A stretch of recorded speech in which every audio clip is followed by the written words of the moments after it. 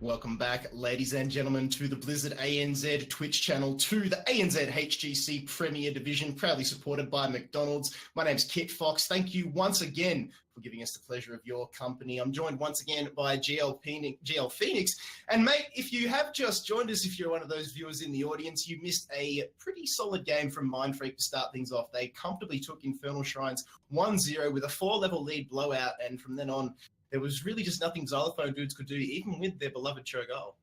Yeah, it was a bit of an early gambit coming out from XD, especially just how early they took it in the draft. It was from those first 3 picks. They first picked the Oriole, those next 2 picks for them were the Cho'Gall, and it looked like they were very honed in on that one strategy. They had a lot of the early tempo, but they weren't able to translate that into really much of anything. And once we got later into the game, Mindfreak, with their veterancy, with their experience, with their talent, were able to just play around that composition so well, just tear it apart.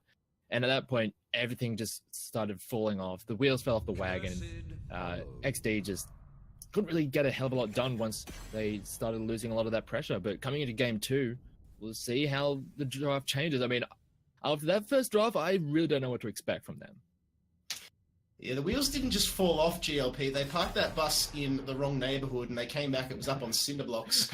Now, Apatha has been banned for Mindfreak for this Cursed Hollow map. And look, I don't mind that for Cursed Hollow. Let's be honest. Body Soaking Abbey, it finds a little bit of value on this map. Yeah, just the extra pressure around the map, and also just some of the extra tools that he has to really help on this map. Things like the mule to keep a lot of those extra structures alive, especially when there has been that change to make that a lot of the extra experience is in the forts and keeps and not so much the town. So if you can have some of those tools to keep those structures alive, all the better. And also he does help a lot of compositions in their very aggressive nature. Some things like the Greymane or the, God forbid, the Illidan or something that can be rather aggressive. So, but they just don't want to deal with that. They don't want to deal with the Johanna either, which is interesting considering that just on those changes you were talking about, armor completely removed from the game now. You'd think it would basically be Rip Arthur's Rip Johanna, but they must not want to deal with the Condemn, with the Punish, with that Blessed Shield. Maybe it's their kryptonite. Maybe it's Xylophone dudes. They know something we don't here, but they're going to open up the draft. They're going to answer Mindfreak's Malfurion with a Stukov Anubarak. Yeah, and speaking of the removal of passive armors, the spell armors were taken away also. So Anubarak and Tyrael did end up having that taken away. But still, they do bring a lot of other things to composition. Anubarak brings a hell of a lot of crowd control and can lock out a target once we get to level 10 with that cocoon, do a hell of a lot of work, and be really annoying to deal with. And on this patch, Stukov did get a little bit of a buff to some of his healing, so he's in a little bit of a better position and can get a lot of out. Well, he was still reasonably strong, just wasn't that oppressive strong that he was previously. But just given those few little extra healing numbers is going to help him out just that little bit more. I love that about Stukov because, look, we see Lurking Arm be the predominantly go-to build in a lot of these competitive games, but as a bio kill switch Stukov player, I love that he's got those extra buffs to his healers because, look, his numbers can be absolutely through the roof. That's what I'm talking about, GLP. Mad Hacks loves a Hanzo, and I wouldn't be surprised if that's going to be him at the helm there. We'll just have to wait and see, but Hanzo is an incredibly powerful pick for this map. Just the way he can shred away a lot of those neutral camps with the scatter arrow build. You control the tempo of the game incredibly well. If you can take those early giants, take those early night camps, you can apply a lot of pressure in the lanes and then translate that into pressure elsewhere around the map. And even once we get late into the game, just how quickly those bosses just all of a sudden disappear, the Hanzo allows you a lot of tempo in those plays. It does. And Garrus is going to be now removed from the board for the Xylophone dudes. I'm surprised that they went for the Johanna ban, considering how deadly Ryu was on the Blaze last game. You'd think everything that Xylophone dudes tried to pull out of that basket, Blaze was just able to nullify with a well-timed bunker, be it the Cho'Gall ult, be it the last rites from Malthael. Basically anything that came their way, the bunkers was right there, ready to go every single time. And when you're going up against somebody like Ryu, you know his timing is going to be absolutely impeccable. So regardless, they're going to have to go up against Blaze again. That's their own problem. Genji now has been taken away, so Shimada brother number 1 picked, Shimada brother number 2 banned. Yeah, and funnily enough, Genji just did not make an appearance in the, I believe, the entire draft of the previous game. He just didn't really, was not a factor for anyone. They just didn't want to have him. They just didn't really value him all that highly. But coming into this one, there is a bit more higher of a priority towards those Shimada brothers. But interesting on the side of XD, and one of these picks I really want to actually talk about, the Zagara, because she did get a few changes, which helps her once we get into the mid and late game. She's always been that early game pressure lane. You can dominate the majority of those solo lanes. She's just so oppressive. She can just push you in and then just keep on going with that split push pressure. But with a lot of some of the changes that she had on the 33.1 patch, she has a little bit more scaling, so she can be a little bit more impactful in team fights. But all right, I'm just Now, this is interesting because when I saw the Tyrande, I thought straight away that great synergy with that first one that comes to mind is Chromie. I mean, that is the damage that you can pour out there. I was going to say, that's not a Blaze pick. Butcher not at all. is. Not at all. I mean, let's be honest. Butcher is a point and click, and Chromie actually requires a bit of skill. Are you just calling out plays right there? And look, the man loves his Butcher. I'm not denying that. He loves his Butcher. All I'm saying is I see him on Butcher a lot more than I do Kel'Thuzad or Chromie. Yeah, that is true. That is one of the heroes that he is quite fond of. Things like the Butcher and the Alarak, things that I do kind of... I think I see Flays go towards that style a little bit more than I'd probably care to think. But we love we didn't really talk about the last couple of picks on the side of Mindfreak. So actually bringing up the Medivh, for them, it's actually going to be vanilla on that. So that's going to be some extra tools to kind of nullify the burst that's going to be coming in from XD. And I'm excited to see how this draft goes, because yet again, we've got a bit of a wild one coming out of XD.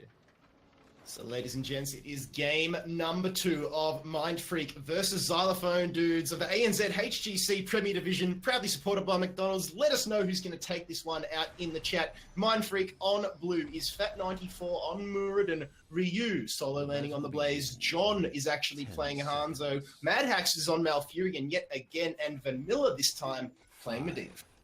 And on the red side, we have the Xylophone dudes. We have Tommy on the Anubarak, Bounty Knight on Tyrande, Saralie on the Zagara, Flays on the Butcher, and Sale on Stukov. And once we got halfway through that draft and I saw the Zagara, I was like, yes, I can actually talk about something, because like we had that change, and then all of a sudden they just threw Tyrande in with it, and then there was a Blaze that finished off, and it was like, nah, I don't know anymore.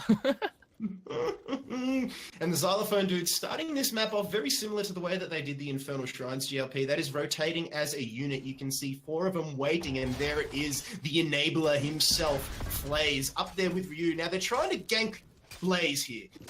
This is going to be interesting. I mean, if there's one guy you don't want to try and be cheeky on, there they go. They pulled the trigger. Tommy goes in. Burrow charge. Into the Impaled. Lurking arm is there. There's nothing he can do. Body block. Tommy with the B steps. Look, let's not get too far ahead of themselves here. The Burrow charge was average. The Impale completely whiffed, but they got the kill in the end. And Tommy, the cheeky man, goes for the B step. But Saralie, the solo laner, down at the bottom, is getting absolutely munched upon with this Moonfire build here from Madhax. Maybe didn't think about that one, and just how well that Malfurion is able to clear the creep that Saralie puts out. So that will be an interesting one. Now the Invader's on here. Medivh goes in with the portal, allows Fat94 to get behind. Sailor now taking a lot of damage. Flays will go in for the charge. A fantastic force of will from Medivh to nullify a lot of that damage. The Stormbolt goes in, but there's not going to be enough damage. But there is going to be enough pressure to push Mindfreak off their siege camp. Yeah, this is a very interesting start to this game out of XD. They are just going balls out aggression and forcing it right into this top side of the map for Mindfreak, just not allowing them to have that early tempo with those siege camps, taking them for themselves and having that man advantage every time they go into a skirmish. They work out really well for them so far. And it's just a matter of, can they translate this into more advantages throughout the map? So Medivh now is actually going to spot Sailor and Flays getting their own siege camp. But look, let's just go back a little bit, GLP, to that gank that was up in the top lane. What that allowed was Flays to get a few cheeky stacks of his meat. He's now at 31, and that'll be climbing ever so slightly. Needs to get back into the lane and slurp up a little bit more of that delicious goodness if he's to be a little bit more effective. But that's valuable stacks and a great way to start the game off. Yeah, and especially with the butcher, I was going to say, flays and kind of synonymous with one another. But yeah, once you are able to get a lot of those meat stacks later and you get that scaling going, the butcher can really start wrecking people left, right, and center. And he's sustained in some of those skirmishes. You really can't underestimate it. So it's going to be very important as we get into the mid and late game how Mindfreak is going to be able to deal with that butcher once he starts rushing his way in. First tribute will now go up. Sailor is the first one on the scene, spotted by, I think it's Vanilla. Yes, it is Vanilla on that Medivh, and there's not really much he can do about that. Doesn't even come out of Raven form because he wants to just doesn't want to give up any more EXP. Slightly in favor of Xylophone dudes here at the moment, and I stress at the moment because in comes a gank onto the bottom. Fat94, oh, great juke there by Sorelli to get away from that Stormbolt, surviving the gank. John being a nuisance on the Hanzo and that scatter arrow. Of course he's gone for the build with the serrated arrows. Any map that there is a boss up, you can pretty much guarantee Hanzo is going to go for the serrated arrows. Speed is key. Now Medivh in trouble here. Fat94 arrives on the scene. FaZe needs to be careful because it's still early days. We haven't even got 4 minutes in here yet. Butcher can be extremely squishy as we go into the second tribute. 20 seconds and ticking down. GLP, EXP, slightly in favor of XD at the moment. Yeah, it's not too much to write home about. I think a lot of it is just due to those early kills coming out, or that early kill singular, and just that little bit of extra pressure from that tower on that top side. So it's not really too much to write home about, but it's how they're going to translate this as we get later into the game. As Tommy takes a lot of damage. So wondering how they're going to keep on playing with this style, because they need to keep on going if they want to get this to work out. FaZe has gone extremely deep and now just manages to get away. Tommy needs to be careful. He's on cooldown at the moment. No burrow charge. Good night. And that is just not what Xylophone dudes needed. They're playing the Protect the Butcher game here at the moment, who, it must be said, he went deep, but Hanzo, natural agility, just took him a little bit deeper than he would have hoped for, but a good lurking arm was there to back him up and didn't really have to worry too much about that. Was able to get the hit off on the charge, didn't have to cancel, and still get in and out extremely quickly. But the EXP lead, even though they lost tribute, Xylophone dudes still with the advantage here. Once Sagara hits that Nidus worm, you can expect her to be an absolute pest. And that is where you'd expect Xylophone dudes to, at least win 1 point of this game. And that is the EXP lead that Sagara will be able to provide, because the only specialist at the moment is Medivh. And he doesn't really offer much in terms of wave clear, but Blaze actually does. Now, boss going to be taken by both of these teams. Yeah, just an early rotation coming in for the side of XD, but with the Hanzo there, he's going to be able to keep up, even though they started about 10 seconds behind them. The Hanzo with the scatter arrow build is just going to be able to shred through it immediately. So they're going to be picking it up at pretty much the same time. And that's what I was talking about with the Hanzo. The amount of tempo you do gain just from having that pick and having a lot of that neutral damage, you really cannot underestimate it. I want to see a cheeky leyline boss steal coming out here from Vanilla on that Medivh. Now the boots will go down here. Tommy again going extremely deep and gets absolutely dropped. So just going a little bit too aggressive there. He'll now be taken down, and once again he puts his team back at a one-man disadvantage. In goes Fat94. Will actually spot Sorelli, who at close range needs to be careful, especially against the Muradin, who has taken Thunderburn. So no sledgehammer. Sledgehammer this time. GL Phoenix, echoes of last week. But FaZe just working on those meat stacks, only at 49 stacks at the moment. So he's still got a little bit of work to do before he becomes completely effective. Both teams now at level 9, and that EXP just seesawing back into Mindfreak's favor at the moment. Fat94, Mad Hacks, and John continue to pressure this lane here. Meanwhile, the boss does the work for both of these teams, top and bottom fortifications falling respectively. Getting it done. Remember, all the EXP is in the forts at the moment, not the towers at the front, so that is a win-win for both teams. Yeah, it secured the level 10 for both sides, and they will be able to just clean the rest of those bosses up coming into this next objective, and it's on a pretty good spot for the side of Mindfreak, and they can potentially secure them a curse. But one thing I'm a little bit worried about for XD is that now that they're starting to slow down a little bit, whether or not they're able to get some advantages for themselves, because we saw them get a lot of early pressure out of those very aggressive all-in ganks, utilizing the Blaze and the Tyrande and also the Stupa. Just the amount of lockdown that they have was very potent, and now that they're starting to slow down a little bit, Tommy's stepping forward a little bit too far, again getting caught out a few times. Whether or not that's going to be a little bit of a detriment as we get later into this game. The front line is really costing them here at the moment. Tommy is doing what he needs to do, and that is be a nuisance and be a presence on the front line, but doesn't really have the support to back it up at this stage of the game. Until FaZe can hit those stacks, he's going to struggle. There is the chain CC coming out again, wow. And Tommy gets absolutely destroyed. In goes FaZe, but the bunker is there in offering support. Land with the slaughter now will not actually collect anybody, because once again, Ryu is on top with this bunker. In goes the Dragon's Arrow, and it's just all happening down at this last tribute. It's curse point, and not only are they going to get curse put upon them, Xylophone dudes have been completely team wiped, and it's not looking good at all. This could be the beginning of the end. Yeah, an incredible fight coming out from the side of Mindfreak, and we'll talk about it in the draft. That bunker can do a hell of a lot of work, just nullifying a lot of what XD were trying to do with that. And once a lot of those big tools were used, they were not able to just... Mindfreak were just able to turn it around. A great Dragon's Arrow coming out of John, just essentially secured it. Just the follow-up CC was a little bit too much to deal with. So really well done there from Mindfreak. But on the return swing, a good engage coming out of XD, but Vanilla too much on point.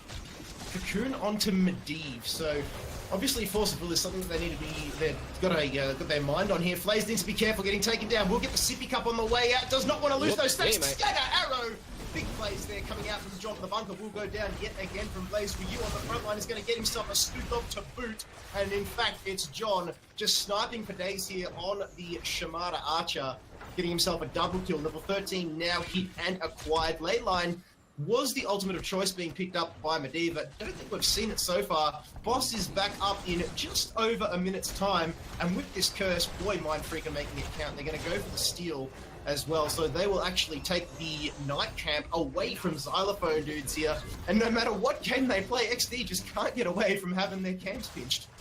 Yeah, they're just losing everything right now, and they're just going to be pushing on multiple fronts, using the camp on the top side to continue pushing down some of those structures, and using this night camp in the mid lane to take some of these extra towers. Just get every little bit that they can at this moment, and they're already a talent tier up, so they have that extra power to work with, and XD, they have to try and make a way back in, but with this composition, it's very hard to play that safe defensive style. Yes, Cocoon is back up. We're just waiting for the Nidus network now to come into play here from Sorella. We haven't really seen much impact from the Zagara at the moment. Just going to have a quick look at the stats, and there, even though she's got top siege and experience damage, they're still so far behind. I am talking about the Xylophone dudes. They're now going to get a little bit of that back. They're going to play the macro game and just mop it up, turn the map as red as they can. Meanwhile, Boss will be back up. In fact, right now, for both of these two teams, and Mindfreak in much better position than the Xylophone dudes are. Yeah, and with this Hanzo, we'll see yet again how quickly that Hanzo demolishes it, but a very proactive play attempted from XD. They want to come in for an engage, and they're able to get a bit of damage down. Leyline collects 4. Eat your heart out. Oh my god. Laurum, take notes, and there it is. FaZe gets taken down. So that meat is now on the floor, and FaZe now at as many stacks as he was at 4 minutes. We've now played just over 11, and I don't want to say it, GLP, but if the Butcher hasn't worked yet, I don't think it's going to work at all. Yeah, it's looking real rough at this point. They made a pretty a nice and proactive play going towards their opponent's boss, because they knew that when it comes to a race, they were never going to be able to race Hanzo. So going for the proactive play, try and get the engage and try and catch them off guard, but that perfect ley line coming out from Vanilla just completely nullified any kind of play coming out of XD, and at that point everything just falls apart. So again, the boss steal is actually on the cards here. FaZe going extremely deep, needs Tommy in support, actually collects 2 of the burrow charge this time, but Ryu is waiting there with the bunkers. In goes the lurking arm. FaZe cancels the charge. No, in fact it was the ice block that cancelled the charge. He's going to get taken down again. Butcher taken away. Xylophone dudes with a 1-man disadvantage. It's 5 versus 4. Look how deep that night doesn't care. 1 versus 3. This man has got absolutely no fear. Long have we waited? Viewers debated, Mad Hacks acquired, and Mindfreak activated. It's just the balls of Fat 94 to just stand in the middle of their opponents. This is one thing that he gets now that he's playing on the tank. He can just sit there and just like not give any cares for the amount of damage coming his way, and he was just able to distract that backline for so long and allow the rest of his team to clean up the overextended portions of XD, and now they're able to clean up the rest of the fight, grab this boss, and looking to push towards the end. Double the boss as well. It was pushing down in the bottom lane, did a fair chunk of damage, I must say, to the outer extremities of that wall. Now the top boss is going to get its mosey on down the top lane. Let's see what Xylophone dudes can do here. They are behind so much. There's the shove down from Sailor, so now that ult is down for, what, 20 seconds, level 17 to 14. There's not really much they can do. The boss is just going to get himself a free keep here. A good impale comes out from Tommy there, but Fat 94, again, no fear, Storm Bolt will land on Sorelli. The follow-up is just not there, however, and he doesn't care. He's going to do it all himself, and I think this might just be the win condition here. The boss still at well over 80% HP. Dragon's Arrow connects and just melts Xylophone dudes out of this game. This will be GG here. Blaze gets taken down. That's 4 frags between 2 Mindfreak players. Sorelli, the only one left alive. Leyline delaying the inevitable. GG, well played. Mindfreak take the series 2-0. Yeah, that was just too clean from the side of Mindfreak. We had some, I'll say, interesting drafts coming out of XD, but it was just not enough to really throw Mindfreak off their game, and they were just a little bit too strong on the day. That is it. And, well, they did a little bit better that game than last game did Xylophone dudes. They actually picked up 1 kill. Last game, they picked up 0. So, look, glass half full. That's what we're all about here. Unfortunately for XD, they gave, they were always going to struggle. They were playing with a sub at the moment. Mindfreak did acquire one of their players. But you really can't, you can't take anything away from Mindfreak there. Even with that new addition, it was almost like Penta who? Almost. Well, the thing is, Fat 94, he's played alongside some of the best tanks that this region has seen. He played alongside Robodova for quite some time, played alongside Penta. So he's had some very good tanks to learn from. So he was fitting into that very well. Absolutely. So that is it for this series, ladies and gentlemen. If you like that, do not go anywhere because we have got another one coming up just on the other side of this break. You're watching the Blizzard ANZ HGC Premier Division, proudly supported by McDonald's. And on the other side of this break, we will be featuring none other than Crimson Gaming and Twisted Vision. So I cannot wait to see how this game unfolds, GL Phoenix. But ladies and gents, we'll see you very, very shortly right after this.